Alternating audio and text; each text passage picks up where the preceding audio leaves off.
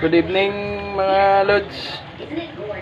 Ito lang tayo ng baboy adobo lods, pang ulam ng hapunan. Medyo patuyo lang natin. Nadaan natin yan kanina sa gisa yung mga ricado. Puti pa man ang baboy ka sa kala lods. Sinsya na mga lods kay medyo luma na yung kala. Mana pa kasi sa lolo ko. Patuyo lang muna natin konti lods para medyo mag pula-pula na yung mga karne.